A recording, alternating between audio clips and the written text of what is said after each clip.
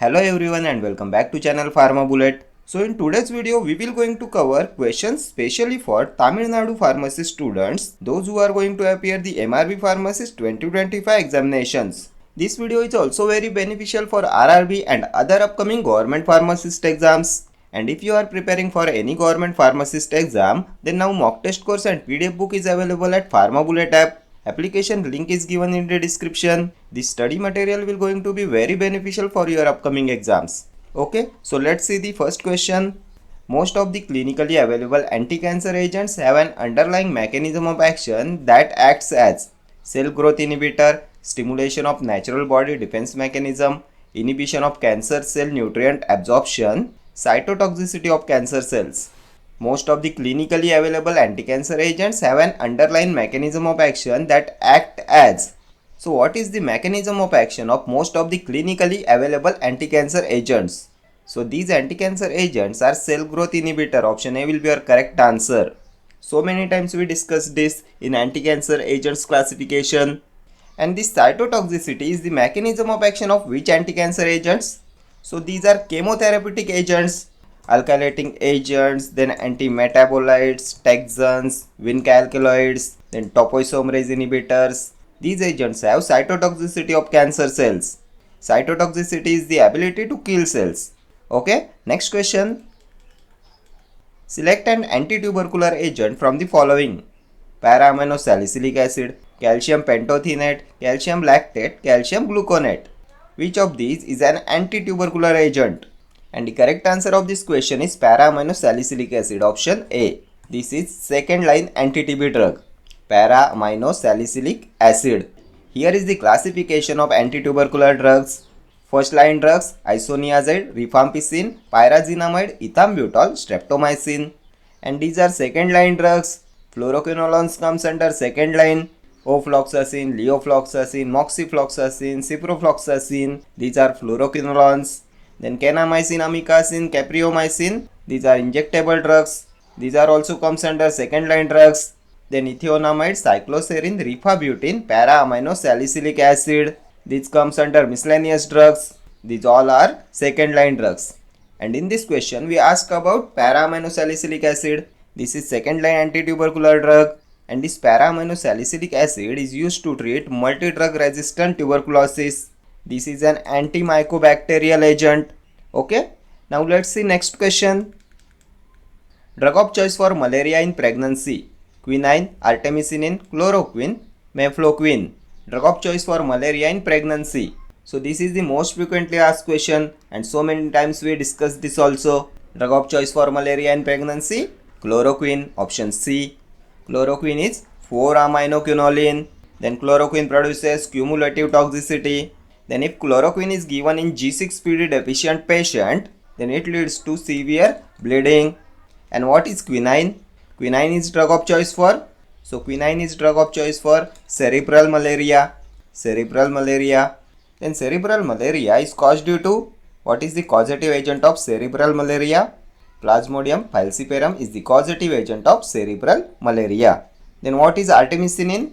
Drug used for management of complicated malaria. These all are previous year questions. What is chemical class of quinine? Cinchona alkaloids. Cinchona alkaloid. Then artemisinin, sesquiterpene lactone. Chloroquine, 4-aminoquinoline. And mefloquine, quinoline methanol. Quinoline methanol is mefloquine. Here is the antimalarial drugs classification. 4-aminoquinolines: chloroquine, amodiaquine, pipraquine. 8-aminoquinolines: primaquine, tefenoquine, biguanide, proguanil, diaminopyridine, pyrimethamine, acridins, mepacrine, quinacrine, quinoline methanol, mefloquine, sulfonamides, sulfadoxine, sulfamethopyrazine, sesquiterpene lactones, artemether, artesunate, antibiotics, doxycycline, clindamycin, and cinchona alkaloids, quinine. This classification is very important for your upcoming examination. Most of the questions are from pharmacological classifications. Okay. Next question. Wilms tumor is also known as hepatoblastoma, nephroblastoma, neuroblastoma, osteoblastoma. What is Wilms tumor? So Wilms tumor is also known as nephroblastoma, option B. And what is Wilms tumor? It is a tumor that develops in the kidney. Tumor develops in the kidney is Wilms tumor nephroblastoma. This tumor is developed in young children. It is the most common type of kidney cancer in children. It mainly affects children. Next question. Diloxanide furoate is the drug used as anti-amoebic, antiviral, anti-epileptic, antifungal. Diloxanide furoate. What is it? Diloxanide furoate. So we saw it in the anti-amoebic drugs classification. Diloxanide furoate comes under amides. It comes under amides class of anti-amoebic drugs. Diloxanide furoate, then nitazoxanide. These are amides. So option A will be your correct answer. It is used as anti-amoebic. Let's revise anti-amoebic drugs classification. What comes under nitroimidazoles class? Metronidazole, tinidazole, ornidazole, satranidazole. Then alkaloids, imetin, dihydroimetin, amides, nitazoxanide, diloxazine furoate. Then antibiotics, tetracycline, paromomycin, and iodoquinol comes under 8-hydroxyquinolines group. Okay, next question. Hetrazine drug is used in malaria, filariasis, typhoid, cholera. So what is hetrazine? It is a brand name of diethyl carbamazine, and diethyl carbamazine is drug of choice in filariasis. Option B will be your correct answer. And what is the causative agent of filariasis?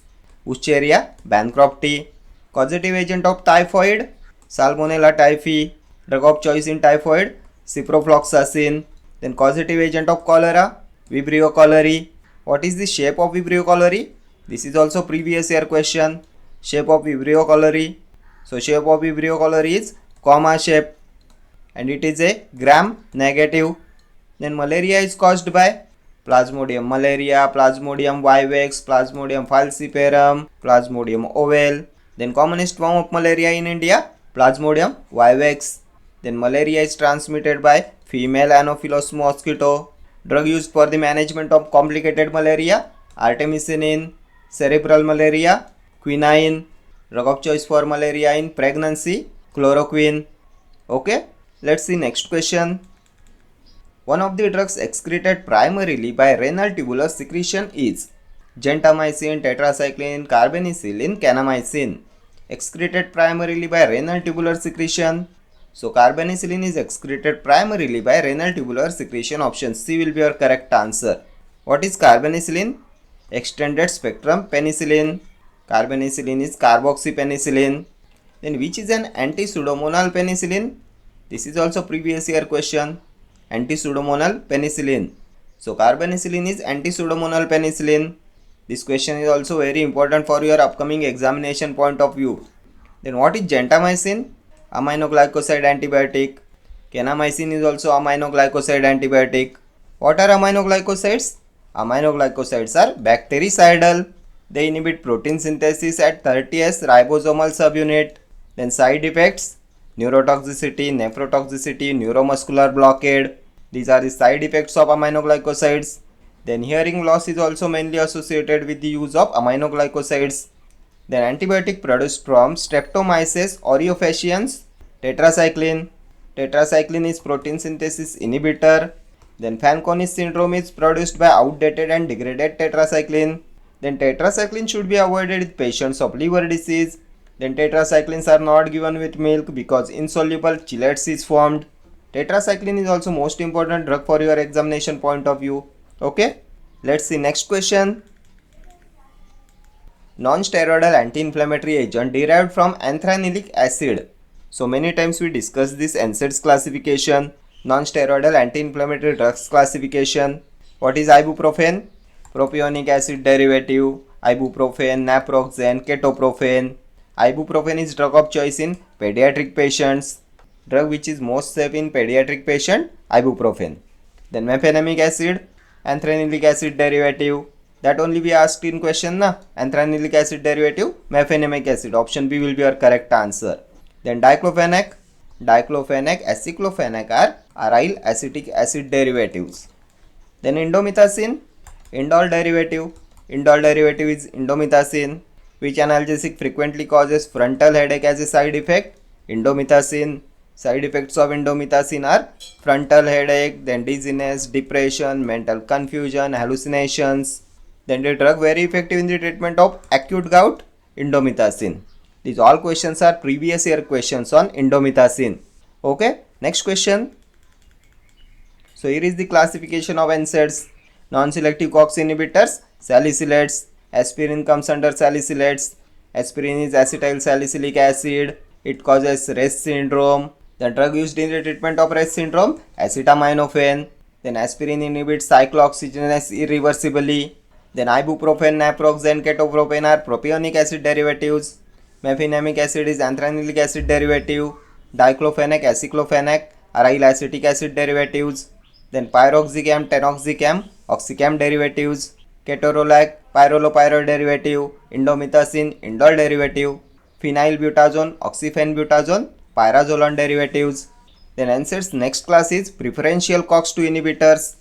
Nimesulide, meloxicam, nabumeton are preferential COX-2 inhibitors. And celecoxib, rofecoxib, etoricoxib, parecoxib are selective COX-2 inhibitors. Okay, let's see next question. Which one of the following drugs specifically inhibits calcineurin in the activated T lymphocytes? Sirolimus, daclizumab, prednisone, tacrolimus specifically inhibits calcineurin in the activated T lymphocytes. So tacrolimus inhibits calcineurin in the activated T lymphocytes. Option D will be your correct answer. What is tacrolimus? Tacrolimus is an immunosuppressant. It is used to prevent organ rejection after transplantation. Tacrolimus works by decreasing the activity of the immune system. Mechanism of action of tacrolimus is it acts by decreasing the activity of immune system. It inhibits the intracellular calcineurin pathway required for T cell activation. It prevents the immune system from attacking the transplanted organ. These all points are important about tacrolimus. These all are previous year questions. Let's see next question. The skeletal muscle relaxant causing significant release of histamine is pancuronium, atracurium, galamine, D-tubocurarin. Which of these causes significant release of histamine?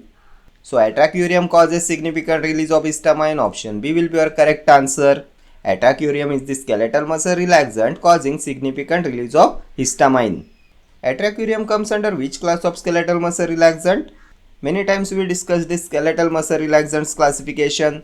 Atracurium is peripherally acting, non-depolarizing neuromuscular blocking agent. It is an intermediate acting muscle relaxant. Vecuronium, atracurium, rocuronium, then repacuronium. These are intermediate acting. Then what comes in long acting? Long acting skeletal muscle relaxant? D-tubocurarin, pancuronium, doxacurium, pipecurium. These are long acting non-depolarizing competitive blockers. Then short acting, mivacurium. And these all are peripherally acting muscle relaxants. Then what is galamine? So galamine is tertiary amine non-depolarizing muscle relaxant. Tertiary amine non-depolarizing muscle relaxant is galamine. Next question. The following is a selective 5-HT4 agonist. Buspirone, sumatriptan, cisapride, clozapine. Selective 5-HT4 agonist. So what will be the answer? Selective 5-HT4 agonist? Cisapride, option C.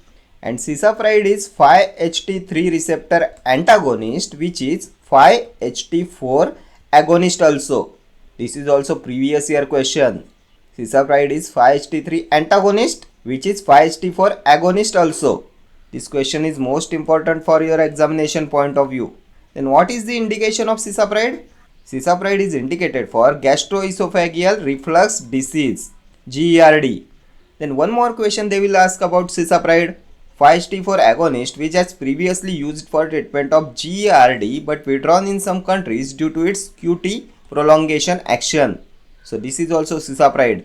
Cisapride has been withdrawn in some countries due to its QT prolongation action. This is also previous year question. Then what is the mechanism of action of cisapride?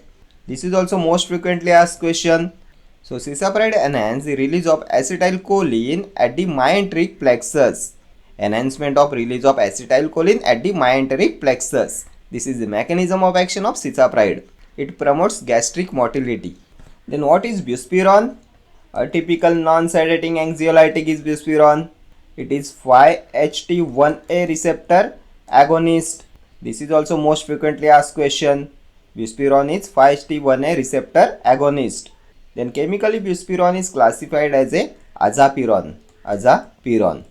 It is an anti-anxiety drug. Then sumatriptan 5-HT1B1D receptor agonist. This is also very important. Sumatriptan is 5-HT1B1D receptor agonist. It is useful in migraine. It causes fifth cranial nerve vasoconstriction. Then clozapine, a typical antipsychotic agent. Clozapine is the only antipsychotic medication that has a black box warning. It has a black box warning and a risk of agranulocytosis. This is also previous year question. Then drug of choice for the treatment of negative symptoms of schizophrenia. So this is also clozapine, right? Next question. Half-life is the time required to change the amount of a drug in plasma by half during elimination, metabolize a half of an introduced drug into the active metabolite, absorb a half of an introduced drug, bind a half of an introduced drug to plasma proteins. What is half-life? So half-life is the time required to change the amount of a drug in plasma by half during elimination. Option A will be your correct answer. It is a time required to change the amount of a drug in plasma by half during elimination.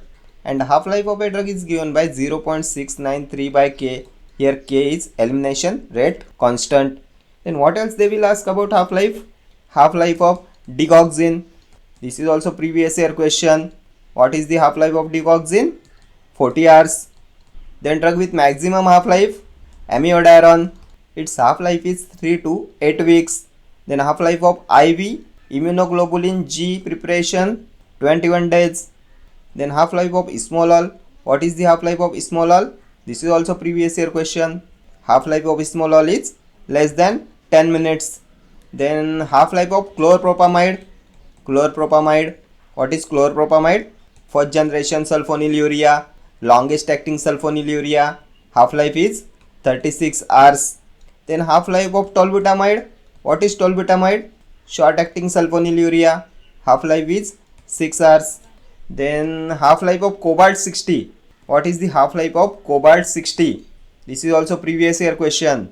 Half-life of cobalt 60 is 5.27 years. Okay, let's move to next question. Anticancer agent acts by inhibition of topoisomerase 2 is etoposide, busulfan, methotrexate, doxorubicin.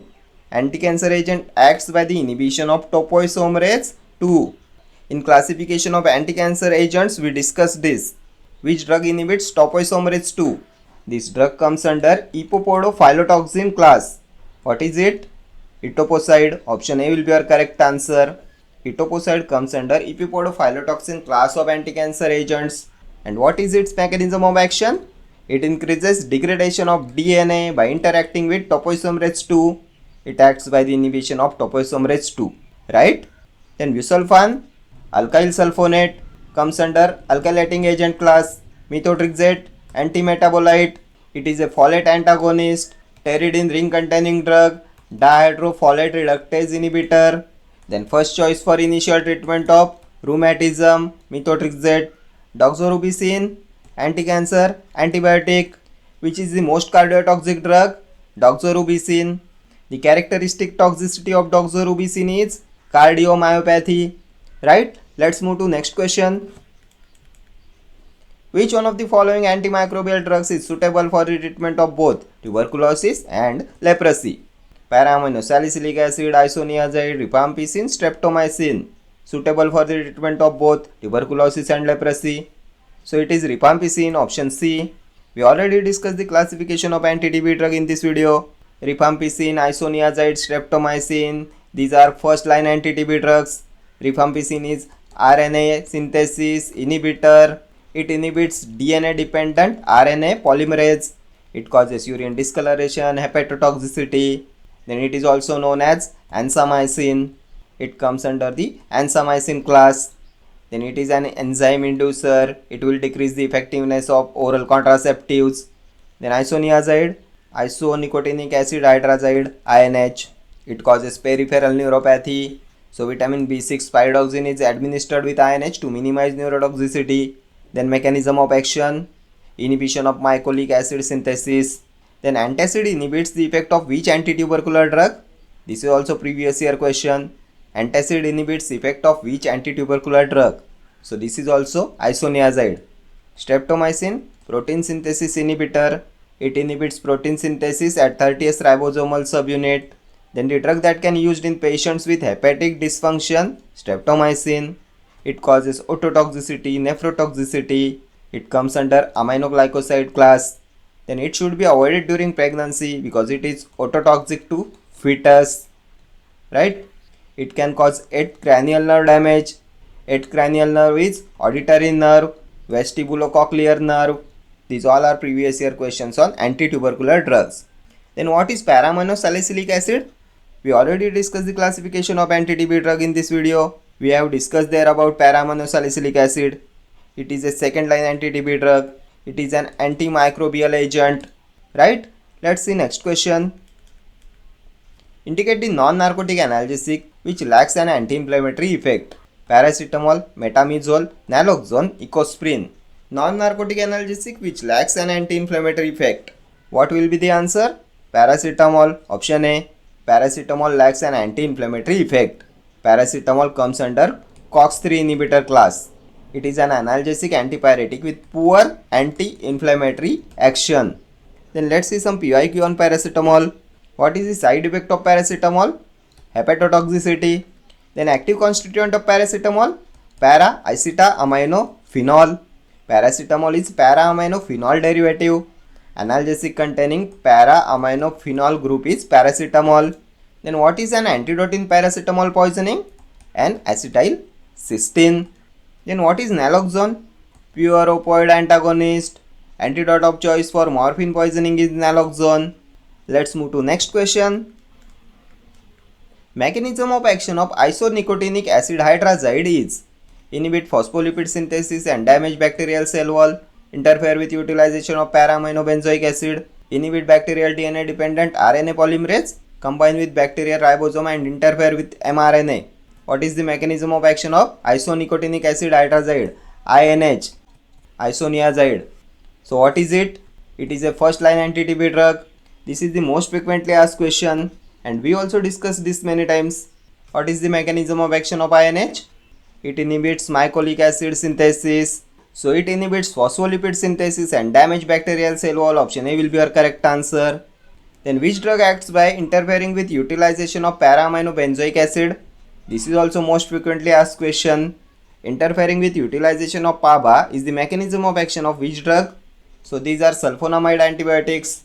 Interfering with the utilization of para-aminobenzoic acid is the mechanism of action of sulfonamide antibiotics. These sulfonamides are also important for your examination point of view. Then inhibition of bacterial DNA dependent RNA polymerase. So this is the mechanism of action of rifampicin. Rifampicin is RNA synthesis inhibitor. It inhibits DNA dependent RNA polymerase.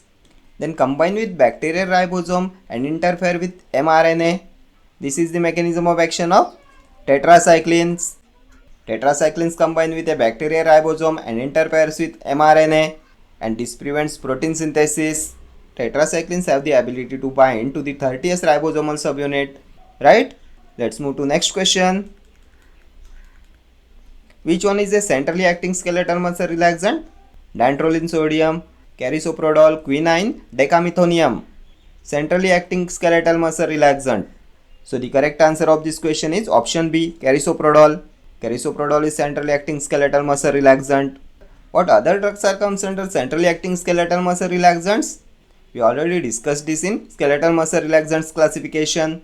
Mefenicin congeners, mefenicin, chlorzoxazone, then benzodiazepines, diazepam, GABA derivative, baclofen, then central alpha agonist, tizanidine. These all are centrally acting skeletal muscle relaxants, right? What is dantrolene? Dantrolene is directly acting skeletal muscle relaxant. Then what else they will ask about dantrolene? Dantrolene is drug of choice in malignant hypothermia. In malignant hypothermia, drug of choice is IV dantrolene. Then quinine, it is also directly acting skeletal muscle relaxant.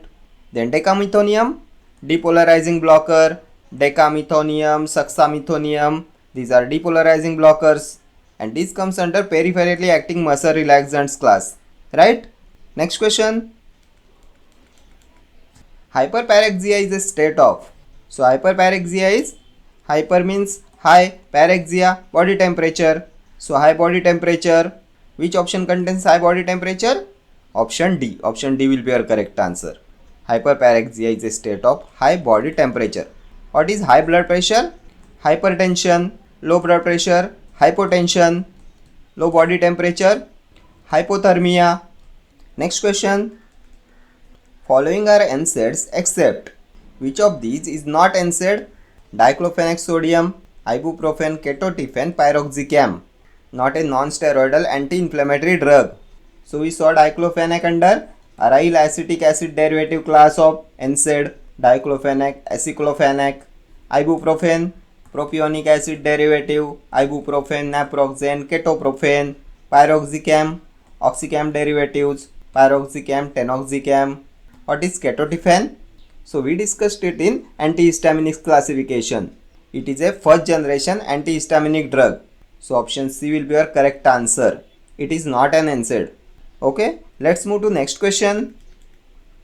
Broad spectrum anthelmintic, albendazole, piperazine citrate, tetrachloroethylene, niclosamide. Broad spectrum anthelmintic. And the correct answer of this question is albendazole. Option A. Albendazole is a broad spectrum anthelmintic. Albendazole is used in the treatment of roundworm, hookworm, then pinworm, then tapeworm, threadworm, filariasis. Albendazole is a broad spectrum anthelmintic. Then we use piperazine for roundworm, hookworm and pinworm infection. Then niclosamide for tapeworm infection. Right? So these questions are most important for your upcoming Tnmrb and RRB examination point of view. Some previous year questions are also included in this video. So these all questions are most important for your upcoming examination point of view. Okay? Thank you so much for watching this video. See you in the next video. Till then, do like, share, comment and subscribe to my channel. Thank you.